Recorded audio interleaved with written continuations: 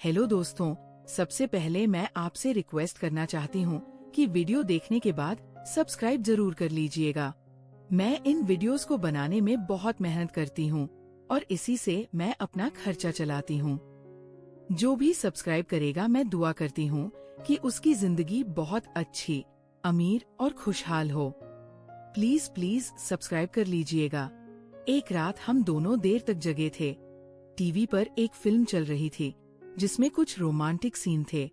मेरा ध्यान उन पर टिका हुआ था और मुझे पता नहीं क्यों एक अजीब सी गर्माहट महसूस हो रही थी।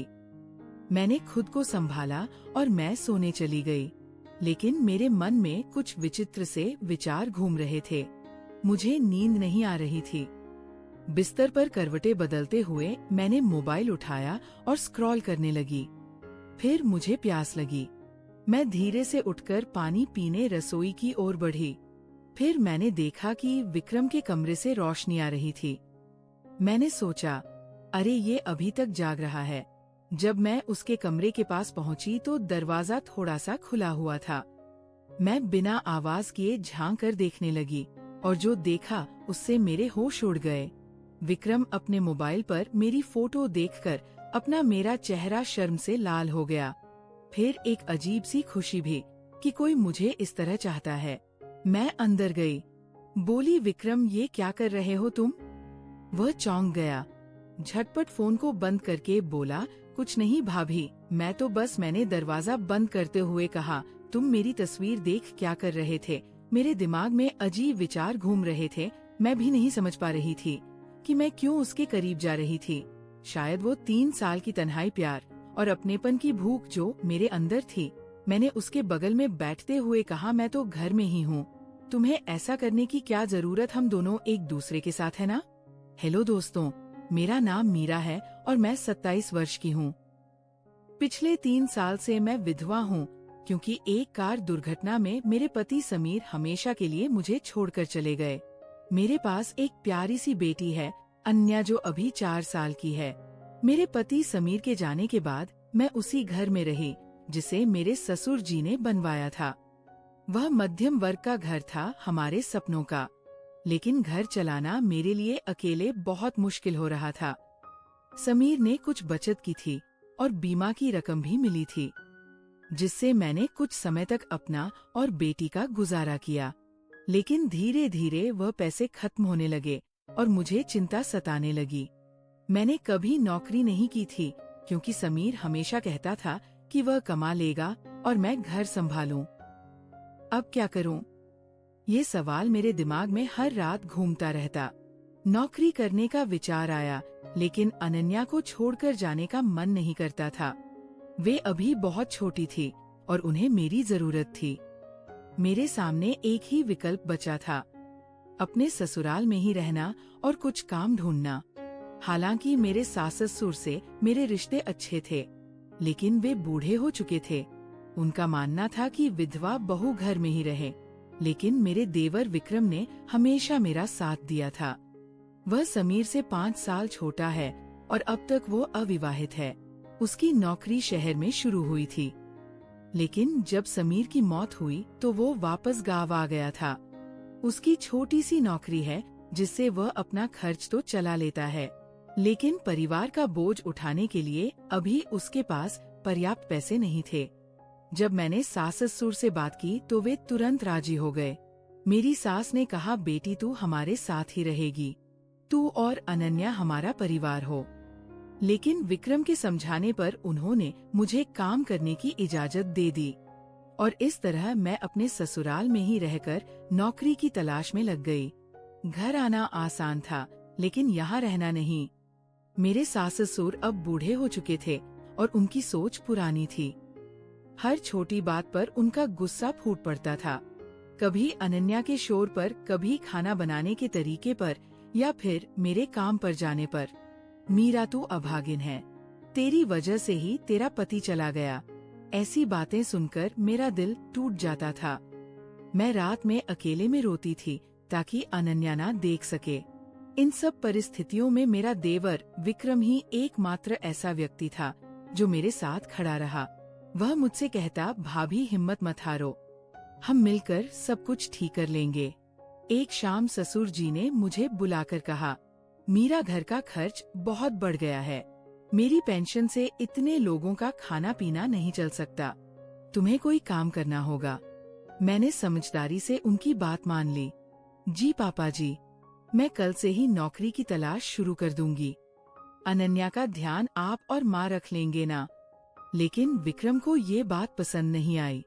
वो मेरे कमरे में आया और बोला, भाभी, तुम्हें कहीं जाने की जरूरत नहीं है। मैं 2 नौकरियां कर लूंगा। तुम बस घर संभालो और अनन्या का ख्याल रखो। मैंने उसे समझाया, विक्रम, ये मेरी जिम्मेदारी है। तुम्हें अपना भविष्य सोचना चाहिए। तुम्हारी शादी होगी, अपना परिवार बसाओगे। मुझे अपने पैरों पर खड़ा होना ही होगा। वो नहीं माना, लेकिन अंततः उसे स्वीकार करना पड़ा। मैंने नौकरी की तलाश शुरू की और मुझे गांव के स्कूल में शिक्षिका का काम मिल गया। प्रधानाचार्य सर बहुत अच्छे इंसान थे। वे मेरी परिस्थिति समझते थे और मुझे कभी देर से आने पर डांटते नहीं थे। लेकिन ये नौकरी मेरे लिए पर्याप्त नहीं थी। वेतन इतना कम था कि अनन्या की फीस, उनके कपड़े और घर में योगदान करने के लिए कुछ भी बचता नहीं था। मैं हर रात थकी हुई घर लौटती, लेकिन मन ही मन जानती थी कि ये पर्याप्त नहीं है। एक रात जब अनन्या सो गई थी, मैं बरामदे में बैठी थी। विक्रम मेरे पास आया और बोला, भाभी, तुम बहुत थकी हुई लगती हो। मैंने आह भरते हुए कहा, हाँ विक्रम, ये नौकरी मेरे लिए सही नहीं है। पैसे बहुत कम हैं और काम बहुत ज्यादा। विक्रम ने मेरे हाथ पर अपना हाथ रखा और बोला, भाभी, तुम नौकरी छोड़ दो। मैं दूसरी नौकरी ढूंढ लूंगा, चाहे मुझे 24 घंटे काम करना पड़े। मैं तुम्हें और अनन्या को किसी चीज की कमी नहीं होने दूंगा। उसका चेहरा चमक रहा था, जैसे वो सच में मेरी मदद करके खुश होगा। उसने मुझे देखकर कहा, वैसे भाभी, तुम बहुत खूबसूरत हो। चांद की तरह तुम्हारा चेहरा थकान में भी चमकता है। मुझे उसकी बातें सुनकर अच्छा लगता था। मेरे पति समीर के जाने के बाद किसी ने मुझसे ऐसी मीठी बातें नहीं की थी। विक्रम हमेशा मेरी तारीफ करता और कहता कि मुझे दोबारा शादी कर लेनी चाहिए। तुम अभी भी बहुत युवा हो भाभी, और बहुत सुंदर। तुम्हारी उम्र दोबारा प्यार करने और खुश होने की है। वह कहता, मैं सच कहूँ तो मुझे उसकी ये प्यारी बातें बहुत अच्छी लगती थी। उसकी इस मिठास और लगातार आग्रह के सामने मैंने अंततः हार मान ली और नौकरी छोड़ने का फैसला कर लिया। विक्रम ने जैसा कहा था वैसा ही किया। उसने एक और पार्ट टाइम नौकरी ढूंढ ली और दिन भर मेहनत करने लगा। विक्रम अब रात के 10-11 बजे थका हारा घर लौटता। मैं उस समय तक जागकर उसका इंतजार करती। घर के बाकी लोग, अनन्या, सास, ससुर तब तक सो चुके होते। अनन्या को सुलाकर मैं रसोई में जाती और ताजा खाना परोसती। विक्रम के कपड़े धोना, उन्हें प्रेस करना और उसकी छोटी छोटी जरूरतों का ख्याल रखना मेरी दिनचर्या का हिस्सा बन गया था। मीरा भाभी, तुम्हें इतनी मेहनत करने की जरूरत नहीं है, विक्रम कहता जब मैं थाली में गर्मा गर्म रोटियां रखती। अरे नहीं, मैं क्या करूंगी? तुम दिन भर इतनी मेहनत करते हो, ये तो मेरा फर्ज बनता है, मैं मुस्कुराते हुए जवाब देती। खाना खाते हुए हम दोनों बातें करते। विक्रम अपनी नौकरी के किस्से सुनाता और मैं अपने दिन की छोटी छोटी घटनाओं के बारे में बताती। ये वह पल होते जब हम बिना किसी डर या झिझक के अपने मन की बातें एक दूसरे से साझा करते, जैसे समय का पहिया वापस पुराने दिनों में घूम गया हो। शनिवार की रात तो हमारे लिए खास होती। विक्रम को अगले दिन छुट्टी रहती, इसलिए हम देर रात तक टीवी देखते, पुराने किस्से याद करते या बस कुछ कहे बिना एक दूसरे की मौजूदगी का आनंद लेते। मुझे याद है पिछले शनिवार विक्रम बाजार से लौटते वक्त मेरी पसंदीदा जलेबी और अनन्या के लिए खिलौने लाया था। अरे वाह, तुमने तो आज जश्न मना लिया, मैंने खुशी से कहा था। विक्रम ने मुस्कुराते हुए जवाब दिया, भाभी, नई नौकरी का पहला वेतन मिला है, सोचा थोड़ी खुशी मना लूं। जलेबी खाते हुए मैंने कहा, विक्रम, अगर मुझे भी तुम्हारी कंपनी में कोई काम मिल जाए तो अच्छा रहेगा, मैं भी थोड़ा योगदान दे पाऊंगी। विक्रम ने सिर हिलाकर मना कर दिया। नहीं भाभी, वहाँ काम बहुत मुश्किल है, रात की शिफ्ट है और मेहनत भी ज्यादा। ये मर्दों के लिए ही ठीक है, मैंने निराश होकर कहा। पर मैं तुम पर इतना बोझ नहीं डालना चाहती। आखिर मैं और मेरी बेटी तुम्हारी जिम्मेदारी नहीं है। उसने मेरा हाथ थामते हुए कहा, भाभी ऐसा मत कहो। तुम्हारे और अनन्या के लिए मेहनत करना मेरे लिए खुशी की बात है। वैसे भी अब मैंने शादी ब्याह का ख्याल छोड़ दिया है। मैं कोई जवान तो हूँ नहीं अब। मैं हंस पड़ी। क्या बकवास कर रहे हो? तुम अभी सिर्फ 25 के हो और दिखते भी बहुत अच्छे हो। तुम्हारे लिए ढेरों लड़कियां लाइन में खड़ी होंगी और जो लड़की तुम्हें पाएगी वो बहुत खुशनसीब होगी। विक्रम चुप रह गया, बस मुस्कुरा दिया। सच कहूँ मेरा देवर विक्रम वाकई बहुत अच्छा इंसान था। उसका स्वभाव इतना मधुर था कि गांव में सभी उसे पसंद करते थे। कभी किसी की बुराई नहीं, हमेशा दूसरों की मदद के लिए तत्पर। मैं ये सिर्फ इसलिए नहीं कह रही क्योंकि वह मेरा देवर है, बल्कि वास्तव में उसकी आत्मा निर्मल थी। एक शनिवार की रात हम फिर से देर तक जागे थे। टीवी पर कोई फिल्म चल रही थी। विक्रम ने अचानक कहा, भाभी मैं कब से सोच रहा हूँ, तुम्हें दोबारा विवाह कर लेना चाहिए। मैंने गहरी सांस ली। नहीं विक्रम, मैं नहीं चाहती। मेरा एक बच्चा है और तुम जानते हो सौतेले पिता के साथ बच्चों की जिंदगी कितनी मुश्किल हो सकती है। मुझे अपनी बेटी के लिए चिंता होती है। विक्रम ने थोड़ी देर चुप रहकर कहा, भाभी मैं कुछ कहना चाहता हूँ, लेकिन प्लीज बुरा मत मानना या गलत मत समझना। मैंने उसके कंधे पर हाथ रखा। हम परिवार हैं। विक्रम, हमारे बीच ऐसी कौन सी बात है जिसमें गलतफहमी हो सकती है? कहो, उसने हिचकते हुए कहा। सच कहूँ भाभी, मैं नहीं चाहता कि तुम दोबारा शादी करो। मैं चौंक गई। क्यों विक्रम, ऐसा क्यों? इससे तो तुम्हारे कंधों से मेरी और अनन्या की जिम्मेदारी हट जाएगी। नहीं भाभी, उसने मुझे देखते हुए कहा, मुझे ये जिम्मेदारी अच्छी लगती है। तुम और अनन्या घर में हो तो घर जीवंत लगता है। हमें बचपन से ही एक दूसरे की आदत रही है। तुम्हें याद है जब समीर भाई के साथ हम तीनों मिलकर गांव के मेला जाते थे? मुझे अच्छा लगा ये जानकर कि विक्रम मुझे अपने साथ रखना चाहता है। सास ससुर हमेशा मुझे दूसरी शादी के लिए प्रेरित करते रहते थे, लेकिन विक्रम चाहता था कि मैं यही रहूं उसके साथ। त्योहारों पर विक्रम मेरे और अनन्या के लिए नए कपड़े लाता। दिवाली पर तो उसने अपनी पूरी तनख्वाह हम पर खर्च कर दी थी। अनन्या के लिए खिलौने, मेरे लिए साड़ी और घर के लिए नए सामान। विक्रम, कुछ पैसे अपने लिए भी बचा लो। मैंने उसे समझाया, तुम्हारी शादी के लिए कुछ तो बचत करो। वह मुस्कुराया। भाभी, मैंने कहा ना, शादी का ख्याल छोड़ दिया है। हम दोनों ऐसे ही रहेंगे। ना तुम शादी करोगी ना मैं हंसती और बात टाल दी। लेकिन जब कभी मैं उसके कमरे की सफाई करती तो कुछ चीजें नोटिस करती जो मुझे अजीब लगती। उसके बिस्तर पर दाग, उसके मोबाइल में छिपे हुए वीडियो। मैं समझती थी कि 25 साल का अविवाहित युवक है, ये सब स्वाभाविक है। लेकिन इन चीजों को देखकर मुझे अपने पति समीर की यादें ताजा हो जाती। वे अंतरंग पल जिनसे मैं 3 सालों से वंचित थी। मैं खुद को रोक नहीं पाती और कभी कभी घंटों अपने कमरे में बंद होकर वह वीडियो देखती रहती। एक रात जब हम दोनों देर तक जागे थे, टीवी पर एक फिल्म चल रही थी जिसमें कुछ रोमांटिक दृश्य थे। मेरा ध्यान उन पर टिका हुआ था और मुझे पता नहीं क्यों एक अजीब सी गर्माहट महसूस हो रही थी। मैंने खुद को संभाला और ऐसा दिखाया जैसे मुझे कुछ समझ नहीं आया। मैं सोने जा रही हूँ विक्रम, तुम्हें भी सो जाना चाहिए, कल जल्दी उठना है। विक्रम ने मुस्कुराते हुए कहा, ठीक है भाभी तुम जाओ, मैं बस थोड़ी देर और फिल्म देख कर आता हूँ। मैं अपने कमरे की ओर बढ़ गई, लेकिन मेरे मन में कुछ विचित्र से विचार घुमड़ रहे थे। मुझे नींद नहीं आ रही थी। बिस्तर पर करवटें बदलते हुए मैंने मोबाइल उठाया और स्क्रॉल करने लगी।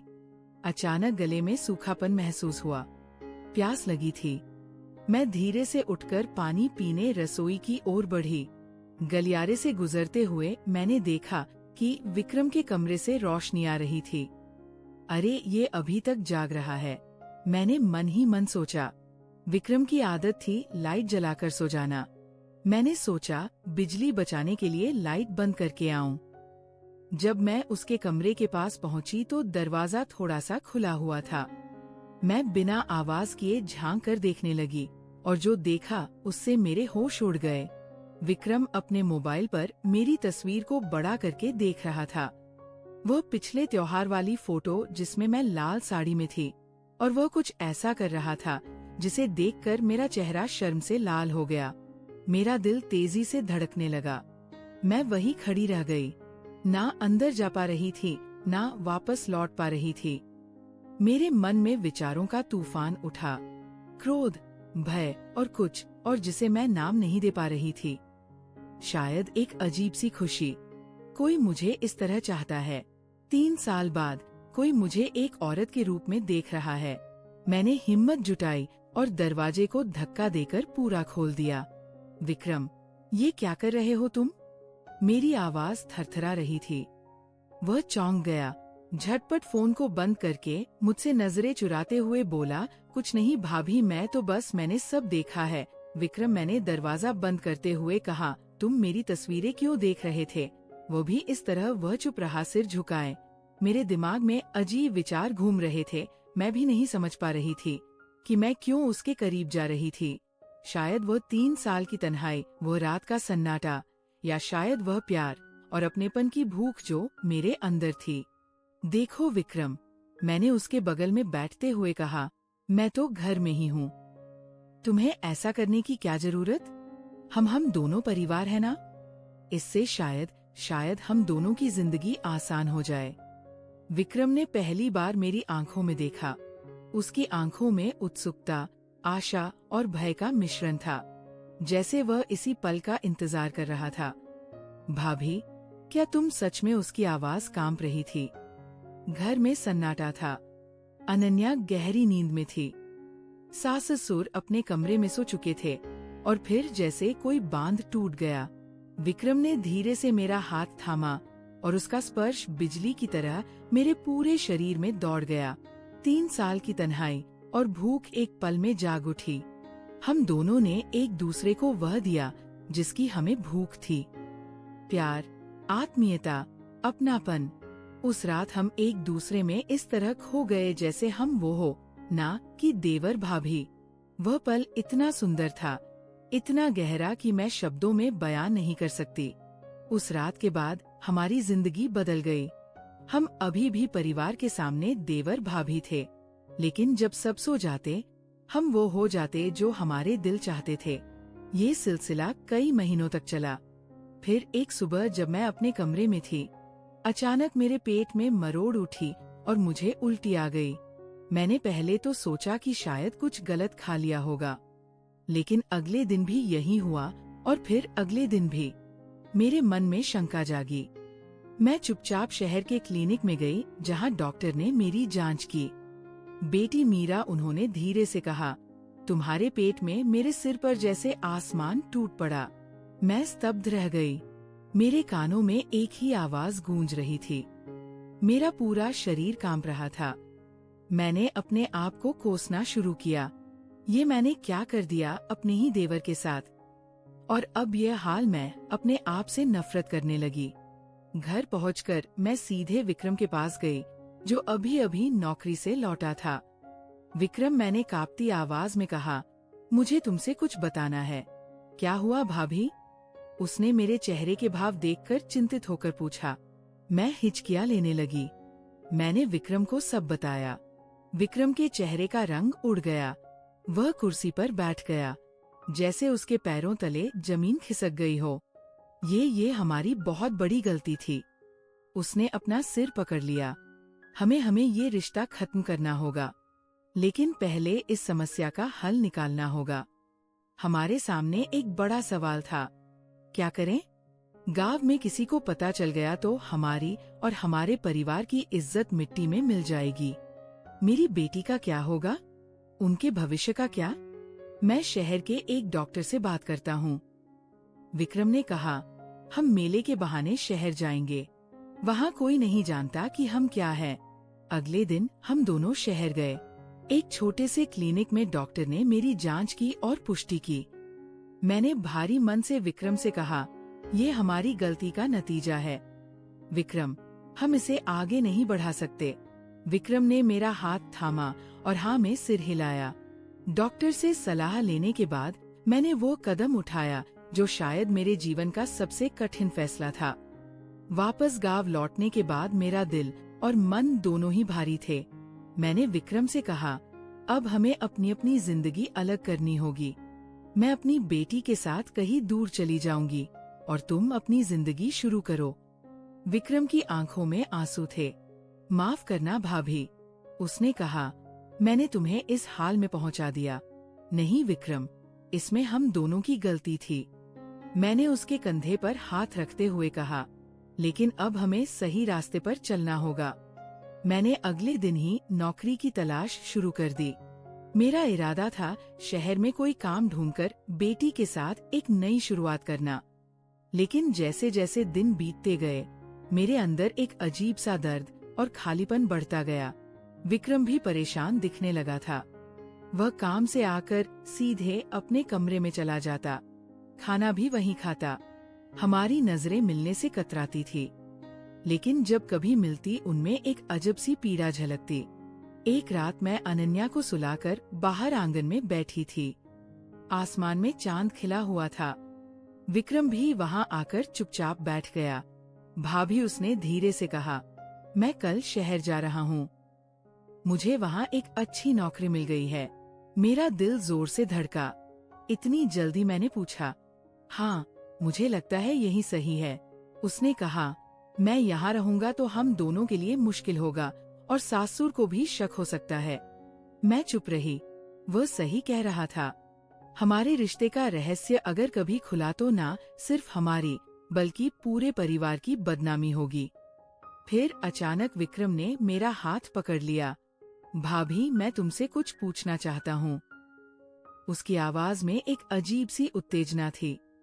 क्या? मैंने धीरे से पूछा। तुम मेरे साथ चलोगी? तुम और अनन्या, हम सब एक साथ शहर चले जाए। वहाँ कोई हमें नहीं जानता। हम वहाँ साथ रह सकते हैं।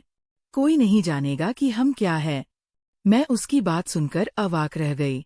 विक्रम, तुम पागल हो गए हो क्या? ये गलत है। पर क्यों भाभी? उसने आवेग से कहा, हम एक दूसरे से प्यार करते हैं। हम खुश है साथ में। अनन्या भी मुझसे प्यार करती है। जब तक कोई जानता नहीं तब तक क्या फर्क पड़ता है? मैंने उसका हाथ झटक दिया। बस करो विक्रम, हम ऐसा नहीं कर सकते। ये पाप है और अगर कभी किसी को पता चल गया तो हम देश के किसी भी कोने में चले जाएं। हमारा सच हमारे साथ ही रहेगा। विक्रम ने मुझे गौर से देखा। उसकी आंखों में आंसू और आग दोनों थे। पर मैं तुम्हारे बिना नहीं रह सकता भाभी, उसने दर्द भरी आवाज में कहा। मैं तुमसे प्यार करता हूँ, सिर्फ देवर के रूप में नहीं। ये प्यार नहीं, वासना है विक्रम, मैंने कड़कते हुए कहा। हालांकि मैं जानती थी कि ये सिर्फ वासना नहीं थी। हमारे बीच कुछ और गहरा था, लेकिन उसे नाम देना पाप था। विक्रम वहां से उठ गया और अपने कमरे में चला गया। मैं वहीं आंगन में बैठी रही, अपनी किस्मत पर आंसू बहाती। अगली सुबह मैं जब उठी तो देखा कि विक्रम का कमरा खाली था। वह अपना बैग लेकर चला गया था। उसने एक चिट्ठी छोड़ी थी। उसमें लिखा था, मेरी प्रिय भाभी, मैं जा रहा हूँ। ये घर छोड़कर तुम सही कहती हो। हमारा साथ रहना गलत है। मैं नहीं चाहता कि मेरी वजह से तुम्हारी या अनन्या की जिंदगी में कोई परेशानी आए। मैंने शहर में एक नौकरी ली है। हर महीने पैसे भेजता रहूंगा। जब तक मैं हूं तुम्हें या अनन्या को कभी किसी चीज की कमी नहीं होगी। माफ करना भाभी, तुम्हारा विक्रम।